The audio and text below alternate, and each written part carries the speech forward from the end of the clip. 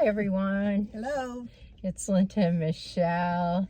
It's Saturday. We're in the parking lot at the movie theater. It's feeling like fall out, and it was a good movie day. So we chose to do 3 movies today. 3. 2 down, 1 to go. Yes. We're on a little intermission, a dinner Yeah, intermission. we needed to get a little bit of a break. Yes, a little You nourishment. know, it's interesting because a lot of these movies seem to be getting like 10 to 15 minutes shorter all the time. No longer, so many of them aren't 2 hours anymore. They're like 1 hour and 45 minutes. So kind of short, really. Yeah, I would say they do that so they can fit in a 2-hour TV slot with commercials, but most of these movies that you're not going to see on TV. Kind of in a probably 2-hour not. slot. Yeah, probably not. The first one we're going to talk about is called Caught Stealing. It was a very good movie. At least I think it was a very good movie.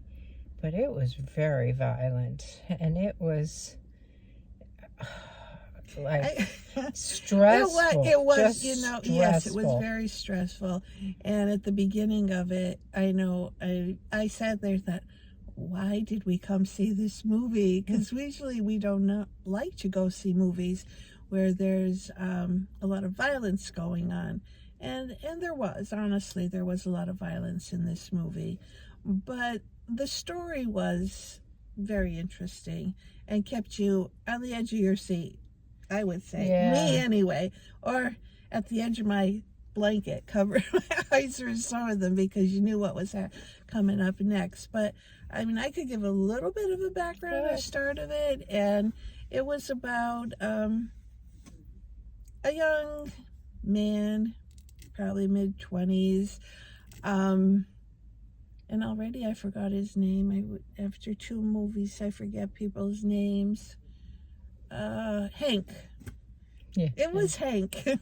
And Hank he was having a little bit of flashbacks at the beginning because evidently in high school he was quite the baseball star with a very promising career to go to the professional major leagues in California. He kept wearing a San Francisco hat all the time, but something happened and he was injured, and that was no longer possible, and it kind of destroyed him. Oh, excuse me.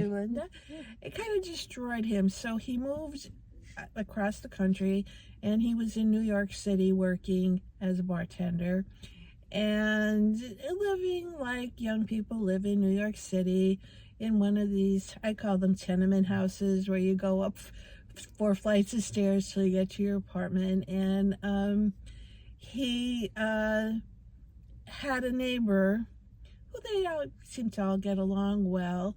And his neighbor was a little funky, but the neighbor was on his way out the door one day, and he asked Hank and his girlfriend if they would look after his cat in his house.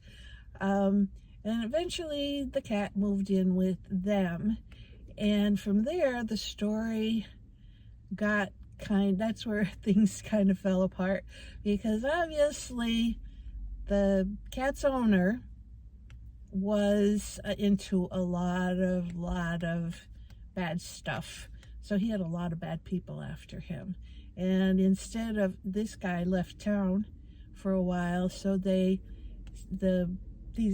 criminal types, they kind of went after Hank, the neighbor, and kind of thought he knew something that he did not know. So Linda, your turn. Yeah, I'm just going to pick up there and kind of clarify that picture, because I think you have this picture of this tenement, this nice apartment in New York. This was like really run down part of New York, like really seedy. That's what I call tenements, though. But okay. not very seedy part of town. Definitely. Definitely seedy neighbors. The neighbors were used to listening to them fighting in the hallway and things, and didn't call the police, just kind of close their door to it. And so when you did need someone to call the police, they didn't, because they were used to this kind of stuff going on. And it just, and the cat didn't just move in. The girlfriend went and got the cat and the cat's litter box and brought it into Hank's apartment so that they could take care of the cat while they were babysitting it. And in the cat's litter box was a key to something that they didn't find for a while, but eventually hidden in a fake poop was the key to something. Yes, which they didn't know what. And Hank was a good guy. He was a guy who was just trying to live life. He was trying to do well. He took care of people. He was nice to people. He had a homeless man that lived outside his apartment. He would give him money, clothing, whatever. And he even was nice to this cat that he hated. And it just, so and his many. mother too. He called his mother every day. Yes, to keep in touch with her. Yeah, too. and she was, it turns out, was his baseball coach or something. Yeah. I don't know, but it was like this. All these bad things started happening to Hank because of his association to living next door to this cat's owner, and he didn't have a clue. He didn't know what was going on, why it was happening. He went to the police. And bad idea. Yeah. I mean, it just kept snowballing and getting worse and worse and worse.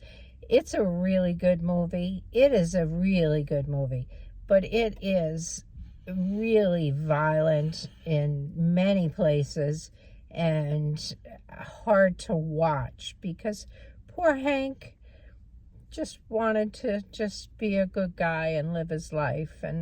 But in the end, Hank did have some realizations and did come to terms with a lot of things in his past and stuff. And so there was some positive to that there.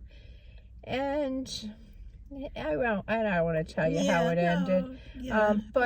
But it is, if you can get past the violence, or just go with a blanket to cover your eyes through it all, like we did. It actually is a good movie. I would actually give it probably an 8. Would you? Yeah, I would. I think it's a very good movie. It's just violent.